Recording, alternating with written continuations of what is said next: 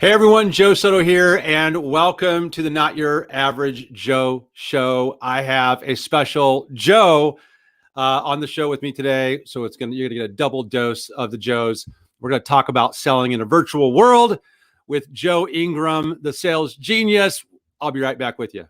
This is the Not Your Average Joe Show, where each week we bring you sales, marketing, and mindset strategies you need to get to your next level. And now, here's your host, international business mentor, Joe Soto.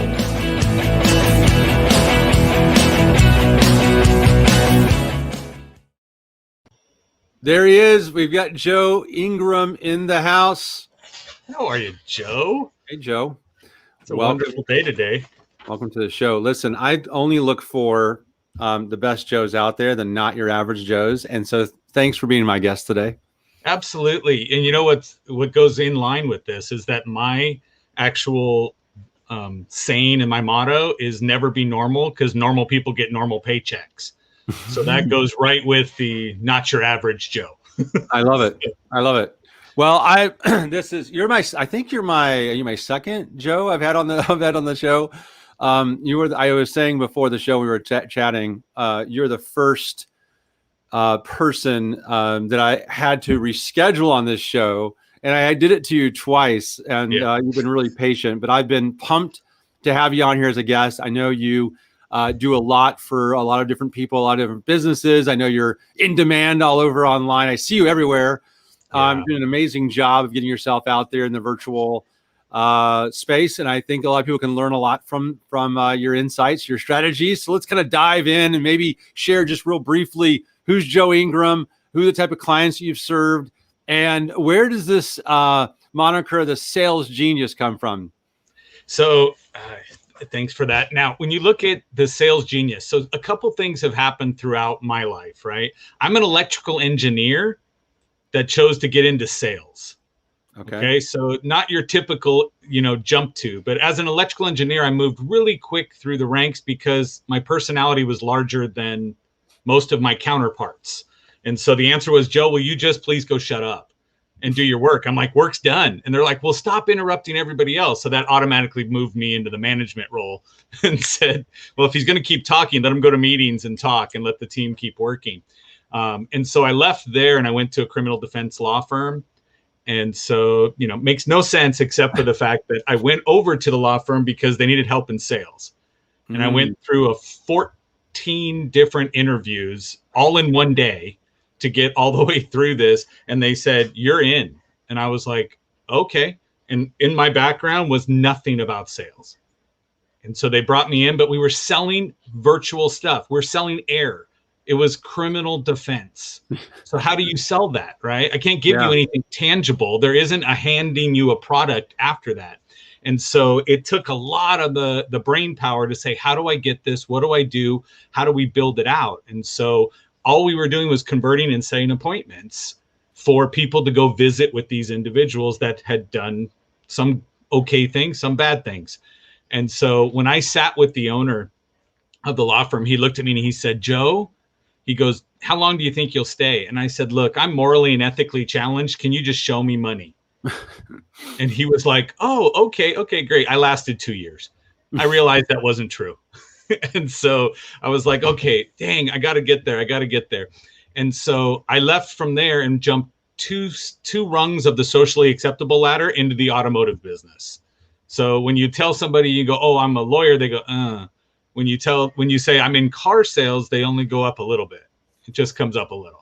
So I went into the automotive industry. It took me 4 years from entering into the automotive industry to become the head of a dealership. Now, hang on. So this is without any formal sales training, or really, you kind of found yourself in sales. Yeah. It wasn't even the path. I've been a YouTuber. Yeah, I've been a YouTuber forever, which is not active on YouTube, but learning from YouTube. But yeah, so the goal was always, I went to so many different trainings and seminars, and I invested in myself all the way through this. And so, me now, and again, I believe in edutainment. Yeah. And so edutainment means I got to entertain you to actually get you to actually accept the education. So, I've had plenty of people look at me and go, Joe, not everything's a joke. I'm like, it is if you want to retain it. And so they all stop and go, what? And I'm like, yeah, I'm going to get you to laugh, which means I break down the barrier of your ego versus mine. And then you end up with the actual learning sticking. I love this because you're a big advocate, obviously, of using humor in sales. Now, real quick, just because we're people who are listening to this on the audio platforms of the podcast don't see this, but your video looks very blurry still, and it is for a couple people. And I'm not sure if it's your camera resolution or what's happening, but it is really blurry. Just FYI, on the video side. On the audio side, you sound great. So audio, I look perfect. I look just like Brad Pitt over the phone. So I'm sure I sound the same on the audio side. Wow, because it's clear on my side, and I have nothing that's open. So okay, so I would love to hear some of your tips for how people can learn to use humor in sales or in their interactions. Were you born funny, or were you naturally using humor? You found that as a way to break down these walls. I loved what you said. Breaking down their ego against mine, using humor as a strategy. This is very important, and I think people should adopt this philosophy of edutainment. But I want to dive deeper in it. Perfect. So in my house, it was survival of the fittest when it came to humor.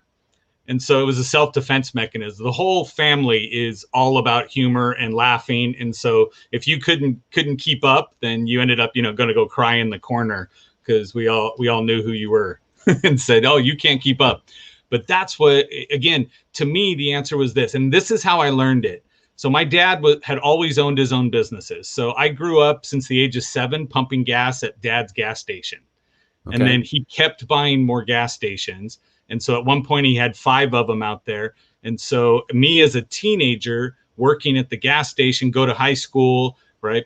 And then you had to go before work, go to work, open up the station, go to high school, right? Come back and then go to work until 10 o'clock at night. So work ethic was built into me. But during the day, so the street we were off of was parallel to the freeway. Okay. And so since it's parallel to the freeway, what people would do is get off the exit before the station, come down the side street, pull into the gas station, not get gas, pull up, honk the horn, roll down their window and yell for my dad, who's Joe Sr., and they'd go, Joe, I'm running late for work, but I need the joke of the day. Right. And my dad would come out, give them a joke. They would laugh and they would go back onto the next exit, and get on the freeway on the on-ramp. That's amazing. And so, but they always came to our station for gas. They always came to our station for repairs because of the fact that the humor was there, and that's what pulled them in. And so that's what I look at and say, I saw it and I had to learn it. And I had to say, that's the best way for me to say, to build a relationship. Again, if the humor is there, because Joe, if you hated me, I could tell you the funniest joke right now, and you would just sit there staring at me. You may write it down so you can tell it later as a funny joke, but you won't give me the satisfaction of laughing because there is no rapport. Yeah. And so I believe that if you introduce the humor early enough, you're going to get to the point where you can do that. So rapport is or humor is a rapport building strategy. How does someone learn it though? Like what if someone's saying, listen, I don't even know how to infuse humor into my dialogue with my prospects or my potential customers or my existing clients? What would your tips be? So I would say I have this format that I put out that I call it's assumed rapport. Okay. So I assume we're friends before we ever talk for the first time.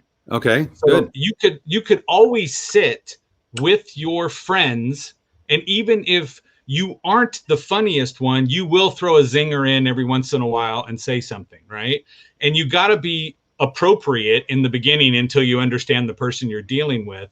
But I want to turn around and say, in order for me to interject humor, I have to be aware of my surroundings, and then I can come back. I will watch mannerisms of you. I will sit back and say, there's certain things I can say just by this. But again, I teach personalities too. And so when I teach personalities, I'm going to be ascertaining a whole bunch of stuff that's there. And so for me, the reason Sales Genius came into play was because I've always been quick-witted. I've always been able to see the hole in the pattern when I look at people, and I'm like, oh, so you have these 10 things. I call it, for when I go into train companies, I say, you guys have potholes in your road to the sale. And that pothole is going to derail your client out of the system or right into a bad Yelp review. And what are you doing to repave that road to the sale? And I believe a lot of times if we could laugh and we could have fun with people, then it doesn't become, right? Because if you go like, listen, believe, and buy, there's your 4 steps. But they got to like you. So I got to take the step forward to see that. And I will introduce humor here and there, right? Just to make sure that they don't. Go watch any YouTube video about people laughing. Yeah. There's a guy on Clubhouse, which we're all addicted to at this point, right? And on Clubhouse, all he does is go in and laugh. And he tells everybody, unmute your microphone and laugh. And so all of a sudden, the energy in the room explodes, and it's just an audio only format, but everybody is laughing, and then the laughter becomes real. And then it's infectious. And so I look at it and say, I could either spend all day looking around your office to try to see what's there, or I can go through and go on social media for whoever I'm going to talk to and start researching that individual, and I can find out certain things. We all share stuff that's personal within our actual profiles, whether it's LinkedIn and business only, whatever it is, we're sharing. And if we're going to share, then look at what's there and see what you can actually say is something humorous that happened. Okay, let's talk about, so let's talk pre-pandemic. Were you visiting with clients in person? Absolutely. Okay. So I used to hold training classes. Yep. And so I would go into companies, they'd bring everybody in, put them into a room. And, I know you served the automotive market for some time. So is that your primary client and industry that you work with? So prior to the pandemic, right? It was about 80% of my business. Okay. Now it's probably 45, maybe 50%. Okay. So I don't use the word pivot. So I say I added verticals. Yeah. Right? Yeah. I like the words played out. So I just added different verticals. So the little chart behind myself, these are all different industries that I'm serving, and I had to put it together to make sure I don't mess it up. But I went into software sales. I went into video gaming sales, right? I went into all of these different ones, chiropractors, dentistry, anybody. So the whole niche that I put in place was I can help you take the virtual prospect, and convert it into a deal. And right now, the pandemic hit, everybody went virtual. Right. It's very rare to get that face-to-face interaction. And even over StreamYard, Zoom, over the web, you're not going to get a lot of the energy. It takes a lot of energy output on my side for you to feel energy on your side. That's and right. Vice versa. And so you don't want to be going, yes, and and you're like, come on, it's going to get crazy. Okay. So then how did you do it? How did you make that shift? Let's don't use the word pivot, to new verticals. And how did your prospecting change, and what kind of prospecting strategies do you use to get people engaged virtually and then possibly turn into a new client? Thinking, keeping in mind that, a lot, not all, but a lot of the people who might be listening in my particular audience and groups are, digital strategists, independent marketing consultants, agency owners, and so on.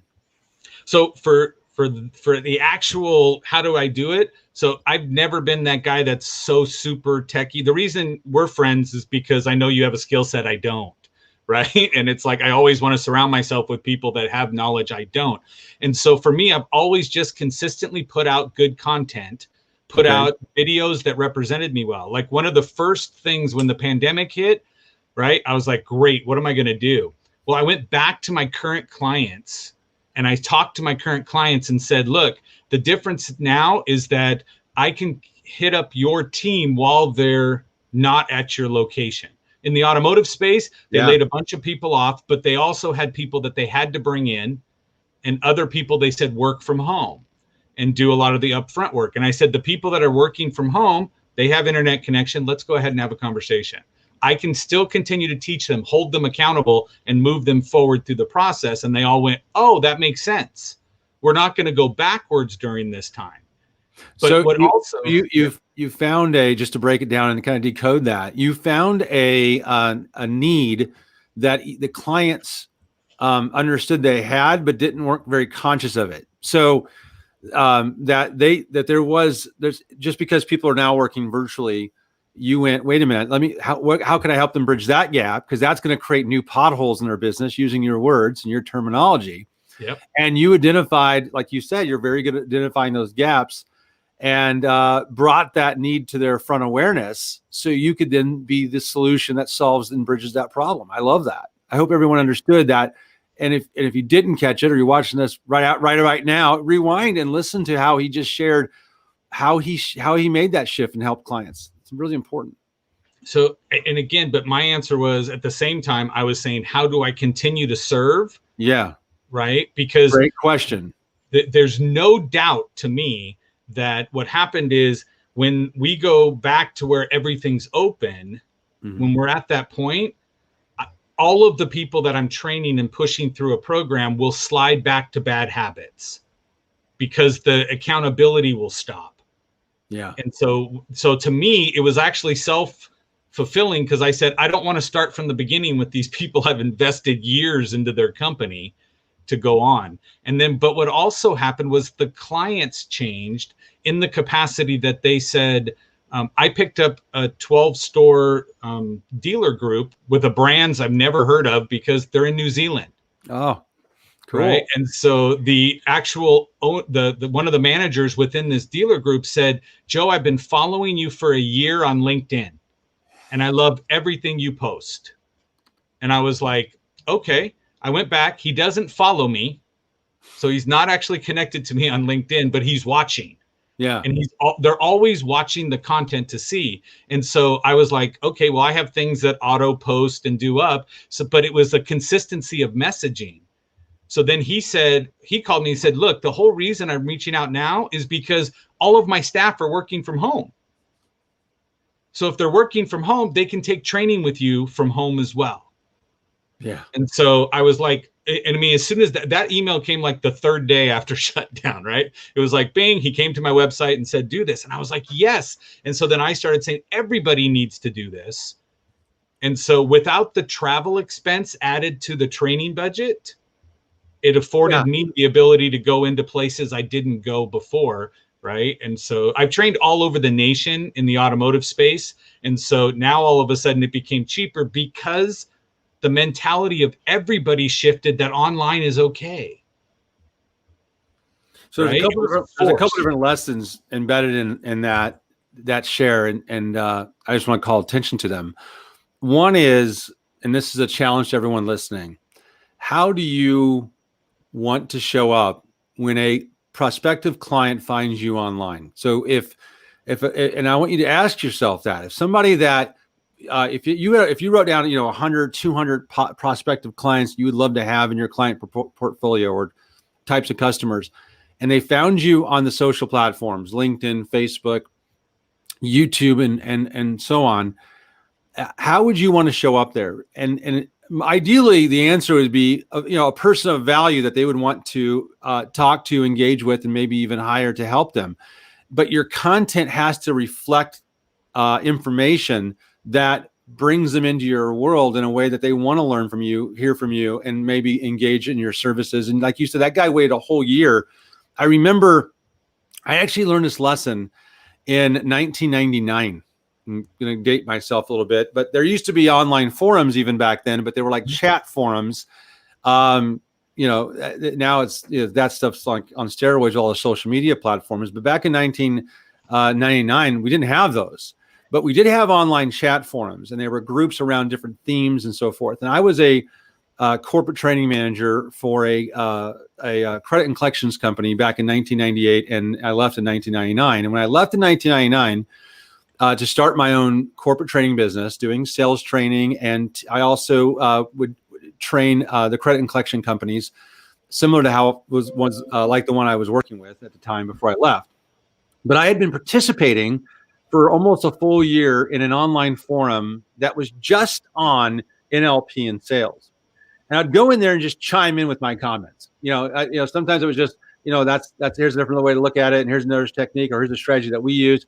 Just a contributor, okay? Someone who would just go in and add value. I didn't even term it that way. I termed it as I'm just contributing to the group, and it's interesting banter that I can have with an online forum of a group of people I wouldn't otherwise associate with. But I left my company. I went on my own, started engaging in that group a little bit more. But a guy who was always under this like weird username, never revealed who he was somebody who would chime in and ask questions, and sometimes in my threads. He finally says, "Can I private message you?" And he does. And he says, "I'm the CEO of a company in La Jolla. Okay. And I own and it's a credit and collection company in Southern California. And I'd love for you to fly in to La Jolla and train my credit and collection team in this stuff that I've been seeing you write about over the last year." And he was one of my early clients in that company. And I was like, wow, I learned my lesson back then. Give the value up front and first, show up, just like you just explained, and look what it can turn into. So you've continued to do this. I've seen your stuff online. It's all awesome. It's excellent. I even love, Joe came on here as a guest, and I said, "Joe, do you have a short bio, or how do you want to be introduced?" And he just sends me this one sheet. See if I can get on here. That prepares the show host. What a great value add. In fact, I'm taking this and stealing this strategy. Absolutely. As a show guest, how can you make the show host's life a little easier? And it probably started with a question that you asked, similar to the other one, which is, how do I serve? How do I continue to serve? And You're not just serving your prospects, you're serving people like me, and I appreciate that. So let's talk about how you get into the top of mind to some of these corporate companies or client prospects more deliberately. What you talked about is kind of a reactive strategy, which is, yes, I'm going to show up online, people will find me, and the cream will rise, and they'll want to contact me if I'm adding enough value to their world. But how about proactive strategies? What can people do? So the stuff that just comes up on its own, my friend Jeb Blunt says that's sales gravy, because you're going to go after the sales, right? The meat of the sales, and then gravy comes in later because you had no idea. And so it's one of those things. But for me, what I do is that I have several VAs that dial out into different companies, right? I stumbled into the chiropractic world because my friend is a chiropractor, and he said, "Joe, I'm in need." And so then I sat down and said, "Okay, great." I came over and I rewrote the script in the voice of the lady who takes all the leads. And so I sat down, because there's scripting, which is general. Yeah. Okay. And then it takes a different thing for me to sit down and write in Joe Soto.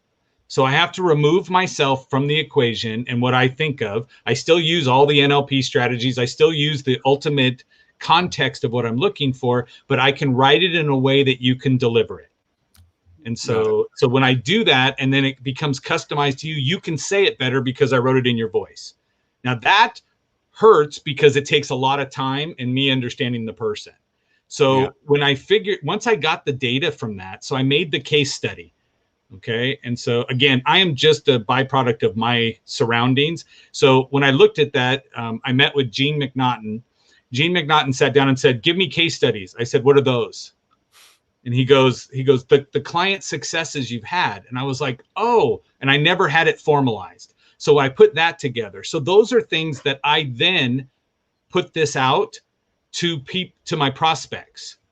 And so I take a lesson I learned from Kimberly Slavic. She wrote a book that I will go out and I put an email together that has a statement in it.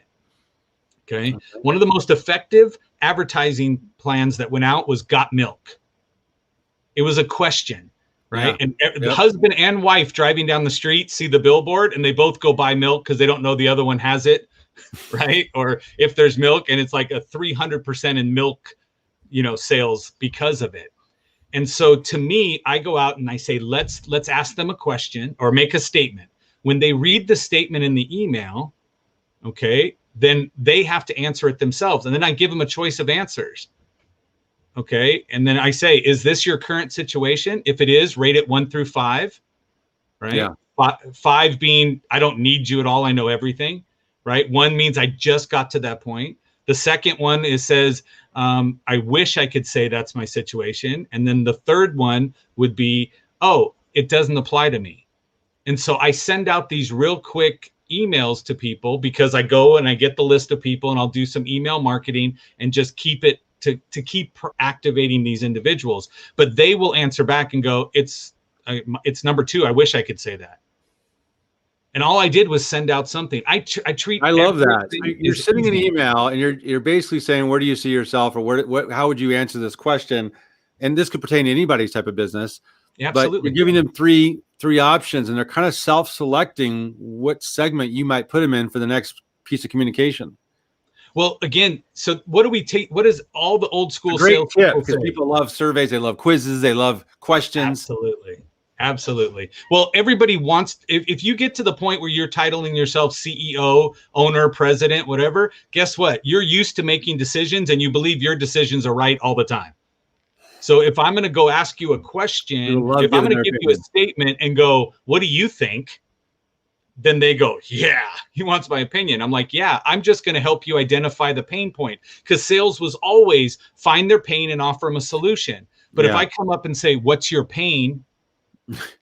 Right? They go, oh, you right now. You are my pain because you're on my phone or you're in my email, you're doing this. But like whenever I start a training with somebody, the first thing that pops up on the slide, I go, read this statement. And the statement says, I am great at always converting prospects into sales and repeat clients. Then the question is that where you're at right now? And if you are, rate yourself 1 to 5 on your competency. Are you wishing you could say that right now? Which is where most people fall. Yeah. And then C, the last one says what? This doesn't apply to me. And I'm like, if anybody's picking C, get out of the room, because I'm here to train in sales, right? I'm here to train you on this. And if you're going, oh, I'm from the office, it doesn't matter, then okay, go in.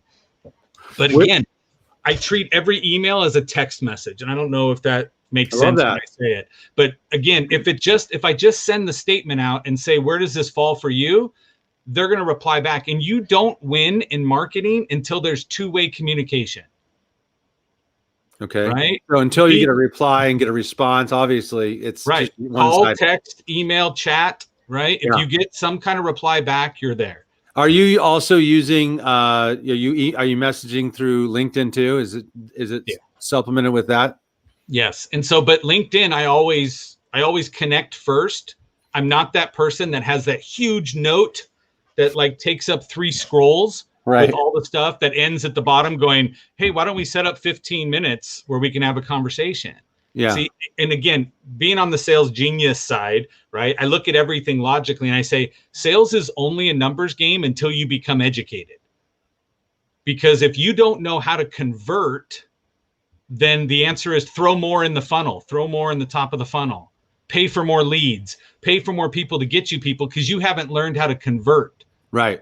Right. What happens if you only get to talk to one person today?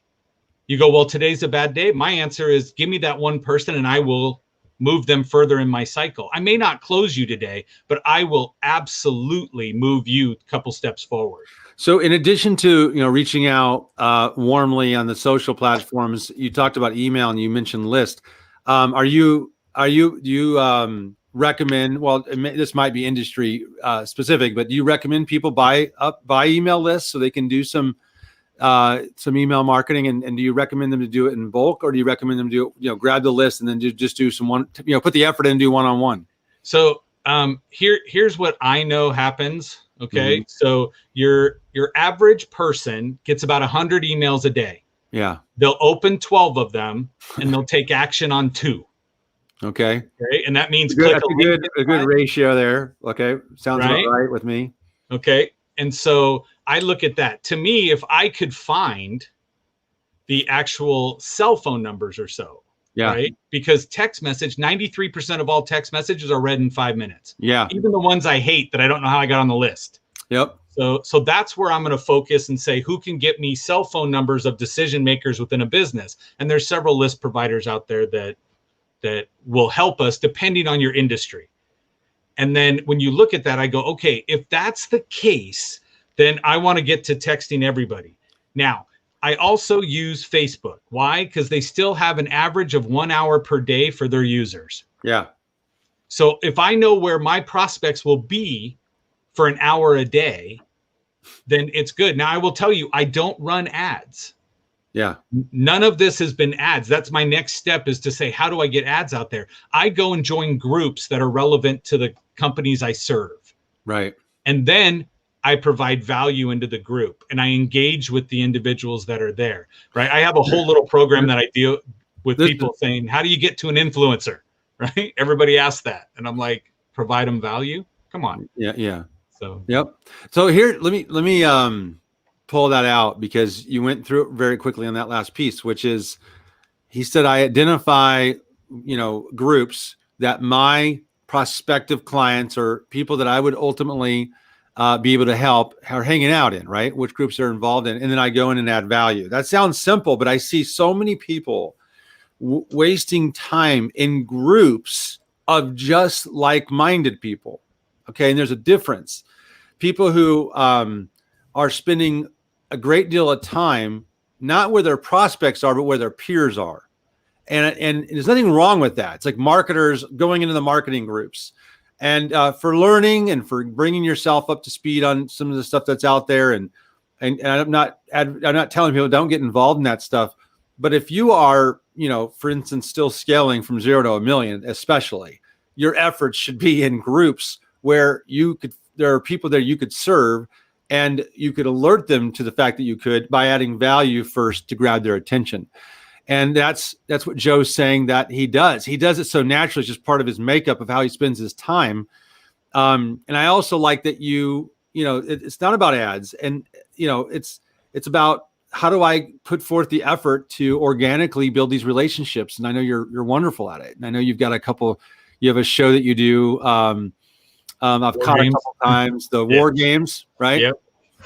How do people find out about that, by the way? How do they see more of your kind of stuff? Let's talk about this just for people who are on here before they get off. For everything I put out on the web, and I believe the value comes first, right? So I put it out. So everything's at the geniuslinks.com. So I put all that stuff out there and say, if you go there, you're going to find my contact page. You're going to find all of the things you could be looking for. So for the people who are only listening auditorily here, Genius Links. Yes. Geniuslinks.com. You'll know, because people who know me know I love simple domain names. Yes. I love it. Yeah. And so they can connect with you there, right? Yes. You can connect there, find the YouTube channel, find all the stuff that I put out on the web, because of the fact that I want to provide value. But my war games get uploaded. They're going to be live for 2 weeks out on my YouTube channel before they come back off. But anybody on Wednesdays, it's Wednesdays, 2 p.m. Pacific. If you go to wargamesgroup.com, guess what? It drops you right into the Zoom meeting, or you can catch me on Facebook. That's there. And then I convert that to audio and make it into the Sales Genius podcast. So terrific. But that's me giving back. There's a strategy in of itself. Let's break that down for a second for people. Okay. Because we're talking about selling virtually, and you kind of do this in general, but there's bound to be clients once in a while, or companies and businesses and people who will find this and stumble upon your content and be like, man, this guy's adding value. I want to get him in front of my team. And so you do the group on Zoom, and you said you only, and then it shows up on YouTube, but only for a 2-week span. Are you going live on Zoom into StreamYard or not StreamYard? Are into YouTube or into Facebook? I go live onto Facebook. Yeah, because that's where most of my market is. Okay. And then what I do is I go live onto Facebook. Okay. When I'm done there, I share it into all of the company groups that are there. So brilliant. Like I'm a member of 150 groups. Okay. That are there. And so I'll go in and I'll go ping the industry groups and the pages that are relevant to what I put out. So that in turn means what? I'm adding value. It's going to be forever on Facebook that unless I go delete the post. And you're not sending, just so everyone's understanding here, he's not spamming them with pitches and hey, well, look at me and come go to my links on my site. He's just sharing his video trainings and and whoever, and maybe his guests that he's got on the war games and all this. So that's a valuable share you could do into these groups. Takes a little effort though. Yeah, and I will tell you that when you look at, again, it's a mastermind. That's the equivalent of it, right? And then I grab people and I say, here, come share your lesson, because too often when there's only one trainer and it's in one group, you become parent deaf, right? And this is what happens to, I mean, you have all your kids, there's a child you have to tell the opposite to, because they're going to do the opposite of whatever you tell them, and one will do everything. But most of them are going to become parent deaf, and that's what companies need to bring an outside voice in for, is that you could sit down and tell everyone in your company ABC. They're not listening, because we all sound, and I'll date myself, right? Charlie Brown's teacher. Wah, wah, wah, wah, wah is all they hear when you're talking to them. So I walk in, I sit down with a fresh approach. We make them laugh. We go through it. And somebody had asked earlier, the jokes, it's not jokes. It's humor, and it's stories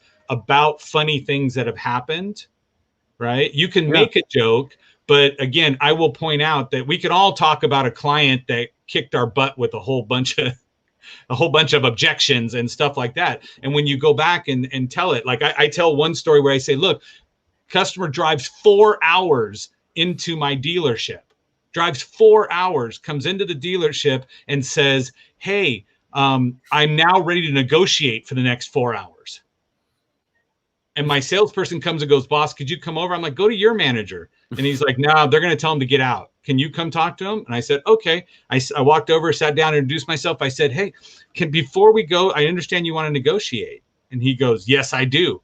And I said, you know that you don't have a leg to stand on, right? And he goes, what? And I said, you drove 4 hours to come here. You passed 30 other dealerships, and I know you called them all to see if they'll match the deal I put on my website. And he goes, what do you mean? I said, here's the deal. You want to negotiate for 4 hours? I'm going to deputize my chair to negotiate for me. And he was like, what? I go, I'm going to leave the chair here, because we try to get people in and out in an hour. So that means what? My salesperson, Daniel, can help 4 more people while you're negotiating. I'll come back 3 hours and 45 minutes and spend the last 15 minutes with you, and we will just batter it all out. But the answer will be the same as the chair. There's no budge. It's just how it is.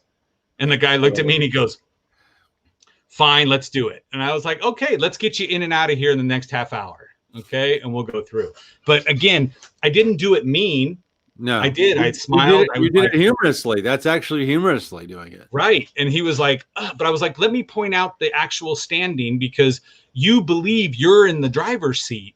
Right. And I'm like, you are, because I want to serve you as a customer, but I'm also going to get a bad review later because you were here for 4 hours negotiating after a 4-hour drive. I'm like, you could leave in 30 minutes and get the 4 hours you want to negotiate on your ride home in your new truck. Right. And so, but again, see, that's something that I'm going to say, it wasn't money joking. Save and not negotiating for those 4 hours could be what you would have saved in your illusion of negotiating the price of the truck. Right. And so, but again, that's what I look at and say, come on. But again, I will tell you what I do. I have the auto posting of things that I've done prior. Yeah. Like client testimonials and stuff like that. Those are all my auto posts. Right. So those go out to my social media, my Google business page, things like that. And it continuously updates and goes through there. Then when things happen, I go in and share them. But most of the time, my direct opinion or stuff that isn't truly business in nature, those go in the stories, the ones that disappear. Right. And so those go away. Like Ken Walls, I see, is on. Ken Walls and I both get duplicated all the time for profiles. And so people take our pictures, create different names, and try to get money from people. So that happens. I put it out there and go, hey, in 2019, I had 21 fake profiles on Instagram made with my face trying to be the genius that was out there. That's in a little hilarious story highlight, right? Yeah. Just to say it's there, because what happens when somebody comes and yells at me because I tried to get money from them, I can go back and go, here, go look. This is the account I reported. So you take your show, much like I do, and then and then repurpose it as a podcast as well. Yes. And the name of your podcast is the Sales Genius Podcast? Yes. Okay. Absolutely. And so people can find that on Apple Everywhere Podcasts. podcasts are found. Okay. And then do you repurpose it anywhere else? Do you also do you make a YouTube playlist with it or no? I do the YouTube playlist, and I had because I just came up on a year. So I archived it down. That's why they only sit up there for 2 weeks now. Yeah. Is because I'm going to pull them off and add it into a program that someone can buy and get all of the stuff. So that's another repurposing to say, here, if a company doesn't want to pay for me to come in, great. Why don't you have 52 war games that you can? I also and it could be a bonus. It could be a bonus to a program, a higher level program. You'll also throw that in, which is great. So that's where I look at it. But to great. me, at the same time, learning from you, right? Because I went through that. I'm like, that now can help me with a list builder, right? And offer that as a free to come in. And so, but I was like, I have to get that. I have to get that. Okay, great. Just to remind people, they can go to the sales or the Genius Links, thegeniuslinks.com to connect with Joe online. You see some videos on there of him. You can connect with him on social there. You can get to his YouTube channel from there. All of it's there. This is also a really great page because you just kind of direct people to your world in a variety of ways or however they see fit. It's like a buffet of Joe's links. So go take a look. Make sure you do that. This has been awesome. I've actually wrote down some of the languaging that you use here that I really like. I think, when people are trying to prospect or sell and virtually, they make it harder than it is. So tell me what some of the what would you tell somebody who just says, listen, I don't know that I have the years of experience that you have, Joe, and I don't have, I didn't have a business, maybe even pre-pandemic that was thriving or like a shift from. What would you tell somebody who's like, I'm just kind of new getting into sales, or I'm new with my new digital agency, or I'm new with my new consulting business, or I'm new trying to find prospects online? What kind of encouragement would you give them, and how would you tell them to get started? So I'm gonna tell you that every single one of us has a different story. Okay, we all got here in a different way, which in turn makes us unique enough to share the story, to find the tribe. So if we're looking for people out there that are like us, then show who you are. Because too often, okay, and I tell everybody all the time, do not follow anybody that tells you to fake it till you make it. Okay, I'm like, that just doesn't work to say fake it till you make it, because we all inherently pick up on the fake. And it's an unconscious trigger that says there's something about this person I don't like. And I'd rather you not like me for me. I agree. Okay, instead of you doing oh, by the way, don't like me for the fake personality I put out there. So I'm authentically me, and that's a word that's just way too overused right now. Yeah. But I want to be me, because Joe, I can't remember what I lied to you about, and remember what I lied to Ken about, right? Or lied to Justin. I can't remember these things. So, and the truth requires no memory. And so I would tell everybody, get out there and start sharing your stuff, even if it gets 2 likes. Because remember, if I went by likes, then I never would have got a client someplace else, because they never interacted with me. And if they never interacted with me, I couldn't possibly have got a client that's out there. But again, focus yourself on what value can I provide to somebody. But again, you said earlier, did you define the 100 characteristics of what you want to do in an ideal client? Yeah. Go figure out what you're going to serve, who you're serving, and then customize it to that. I love that, and I agree wholeheartedly. I think sometimes what stops people from doing what you're suggesting, and I want to help them get that courage, is sometimes people think their story isn't that special, or it's not that unique. And the truth is, everyone's story is unique, right? So, I have 9 children, and it's kind of like that's just normal in my world. But I still am marveled by the shock of some people when they hear that I have 9 children. I'm like, it's like my everyday life. Right. 7 kids under the age of 16 in my home. And some people are like, oh my gosh, how do you do it? And they're like so blown away by it. I'm like, I'm not blown away by it, because it's just my life. It's just my world. And so also my history. I look back and, into my past and things I've been through. That was just my life. So you're like, well, it's nothing special. Everyone goes through hard stuff or they go through obstacles.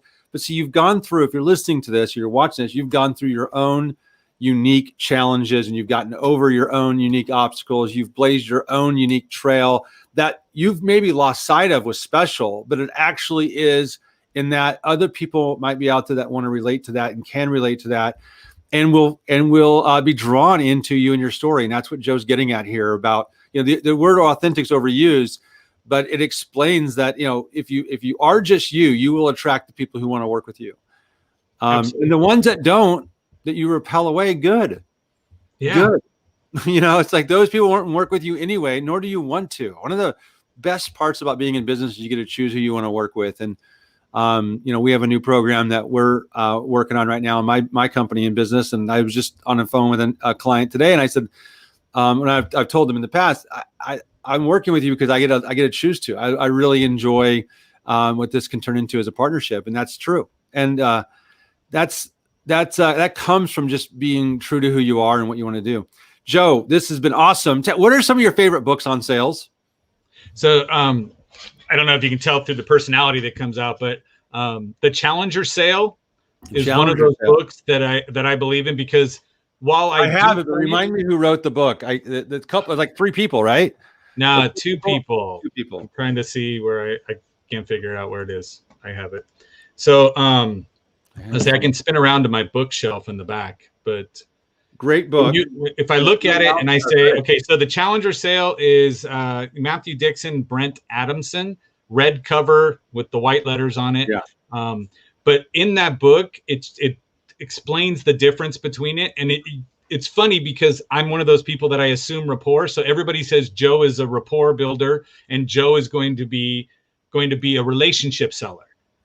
And I tell you, I don't have time for relationship sales, right? Relationship sales takes time and it takes investment that goes through, where the Challenger Sale, which was more inherently me, means I will actually challenge you to think outside of where you're at. So if you sit with the CEO and they go, well, I don't think it's for me. Relationship tells me I'm supposed to go, you're right.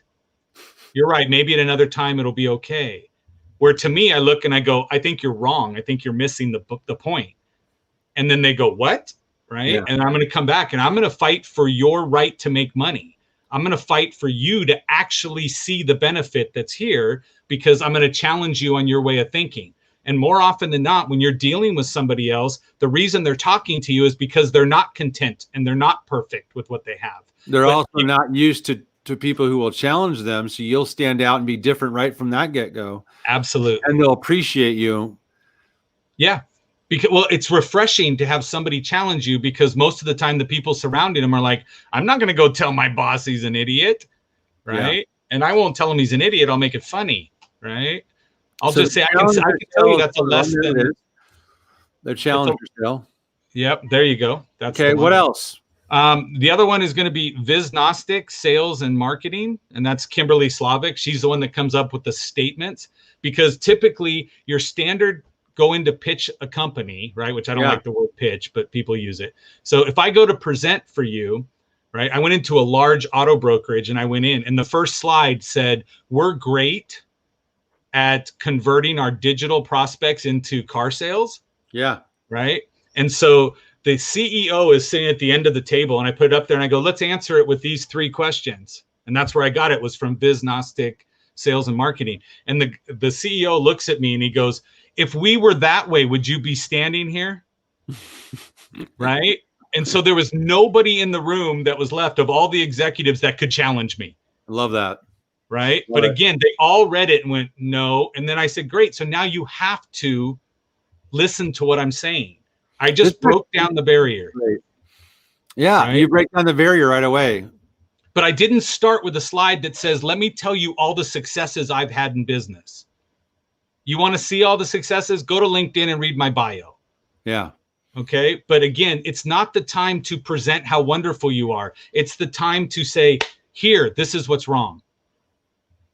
Right. And I want you to tell me it's wrong. Okay. So that one was fantastic. And again, I have it over here behind me. And then Relentless by Tim Grover. Yes, for mindset. Okay. Yeah, that's a good one. Because to me, what hurt me the most was after tell people who Tim Grover is first. Yeah, Tim Grover's the coach that took Michael Jordan and a whole bunch, Dwayne Wade, a whole bunch of athletes, and pushes them past what they thought was possible. And so he coaches the top of the top 1%. Yeah. And so people go to him and say, fix me because I don't want to give up playing, right? But what I learned so much about that was really I was stuck in a closer mentality instead of a cleaner mentality. Yeah. And it shifted me right after I went through it. He identifies and gives names to these mentalities, these mindsets. This is one of the best books on mindsets you can get. Absolutely. It's fantastic. Very cool. Awesome. Joe, man, I got to have you back. I'm so happy that you're here. There's so many gold nuggets and little tips and strategies in this. I think, whether someone's new to sales or a veteran in the sales world, or just really just wanting to hear, somebody else's perspective and take on selling in the virtual world, follow Joe, connect with Joe Ingram online, go to thegeniuslinks.com and model the stuff that he's doing online to get himself out there in front of people who can say yes to him, who can say, I want to work with you. I want to, have you speak to my group, or I want to have you, I want to hire you for consulting or training. I think it's awesome what you're doing. I see you everywhere, and I appreciate all the value you're giving me and people in the communities that we're connected to. And thanks for being my guest today, man. I appreciate you, Joe. I really do. We're going to be on again, and I can't wait to get to continue this relationship. I mean, we're both not going to invest that much time into it because it takes too much time, but we'll do what we can. We'll do what we can to stay connected. We'll challenge each other. We'll challenge each other. That's true. And everyone needs people like that, and I really appreciate it. So thanks for being on here, man. Everyone, I'll see you next time. Thanks for tuning in. Make sure you share this out. And if you like what you're hearing, if you're listening to this on a podcast later, really appreciate you giving a review and letting people know what you think of the Not Your Average Joe Show. This is Joe Soto and Joe Ingram signing off. See you, everyone. Tune in next week for the Not Your Average Joe Show with international business mentor Joe Soto.